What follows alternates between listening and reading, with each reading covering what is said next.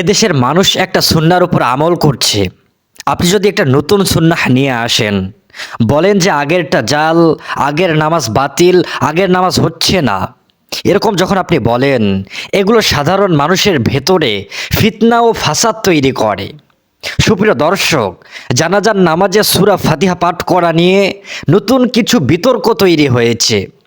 কয়েকদিন আগে বেগম খালেদা জিয়া, আল্লাহ রব্বুল আলামিন তাকে জান্নাতুল ফেরদাউস দান করুন, উনার জানাজায় বাংলাদেশের শীর্ষ আলেমে দিন বাইতুল মুকাররমের সম্মানিত খতিব আল্লামা মুহাম্মদ আব্দুল মালিক হাফিজাহুল্লাহ, আমাদের দেশে হাজার বছর ধরে যে সিস্টেম অনুযায়ী জানাজার নামাজ পড়া হচ্ছে, সেই পদ্ধতিতেই তিনি জানাজার নামাজ পড়ার কথা বলেছিলেন। প্রথম তাকবীরের পর আল্লাহু আকবার বলার পর সানা, দ্বিতীয় তাকবীর বলার পর দরুদ শরীফ, তৃতীয় তাকবীর বলার পর দোয়া এবং চতুর্থ তাকবীরের পর সালাম। এরপর থেকে এদেশের একদল মানুষ বলাবলি করতেছে, জানাজার নামাজে কেউ সূরা ফাতিহা না পড়লে তার নামাজ হবে না।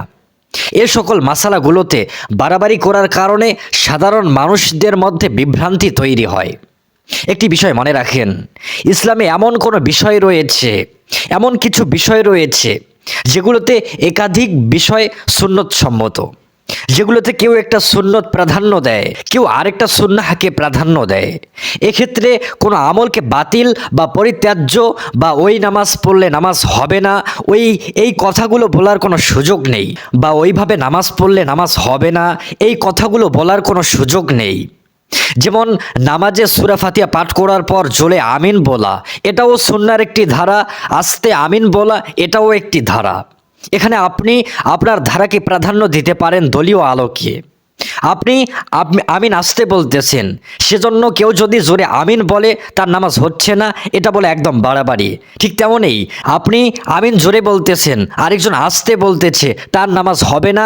এগুলো সমাজে ফাসাদ তৈরি করে, ফিতনা তৈরি করে, এগুলোর মাধ্যমে সমাজে কেলেঙ্কারি তৈরি হয়। এরকম আরও অনেক বিষয় নিয়ে মতবিরোধ রয়েছে।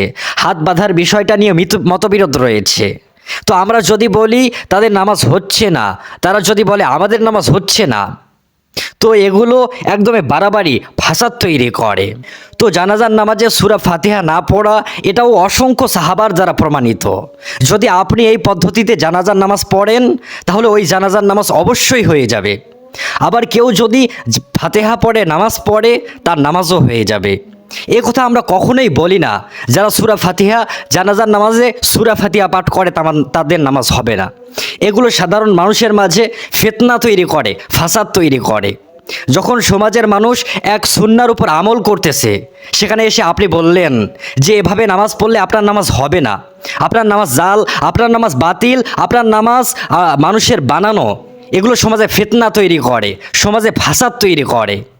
আলী রাদিয়াল্লাহু তাআলা আনহু এর স্পষ্ট হাদিস রয়েছে, তিনি জানাজার নামাজ পড়েছেন, প্রথম তাকবীরে হামদ অর্থাৎ সানা, দ্বিতীয় তাকবীরে দরুদ, তৃতীয় তাকবীরে দোয়া এবং চতুর্থ তাকবীরের পর সালাম ফিরিয়েছেন। তাহলে কি আপনি বলবেন যে হযরত আলী রাদিয়াল্লাহু তাআলা আনহু এর নামাজ হয়নি? এগুলো শুধুমাত্র সাধারণ মানুষের মাঝে ফিতনা তৈরি করে, ফাসাদ তৈরি করে। এজন্য আমার পক্ষ থেকে সকলকে অনুরোধ যে শাখাগত মাসালায় যদি কোনো জায়গায় একটি সুন্নাহ প্রচলিত থাকে, সেখানে কেউ সুন্নাহ বাদ দিয়ে, সেখানে সেই সুন্নাহটাকে বাদ দিয়ে অন্য সুন্নাহ যদি প্রতিষ্ঠিত করতে চান, এগুলো সাধারণ মানুষের মাঝে ইসলাম সম্পর্কে একটা খারাপ ধারণা চলে আসে। ইসলামের ব্যাপারে মানুষ খারাপ ধারণা পোষণ করে। আপনি ওই মাসালার আমল করেন, ফাতিহা পড়া দলিল দেন, এটা আমরা তো নিষেধ করি না। এটা আপনি যখন বলেন আপনার নামাজ হয় নাই, আপনার নামাজটা জাল, আপনার নামাজ বাতিল, আপনার নামাজ মানুষের বানানো, তখন এগুলো সমাজে ফিতনা তৈরি করে, এগুলো সমাজে ফাসাদ তৈরি করে। তাই দয়া করে আপনাদের কাছে অনুরোধ, এরকম ফতোয়াবাজি করে সমাজে ফিতনা তৈরি করবেন না, সমাজে ফাসাদ তৈরি করবেন না।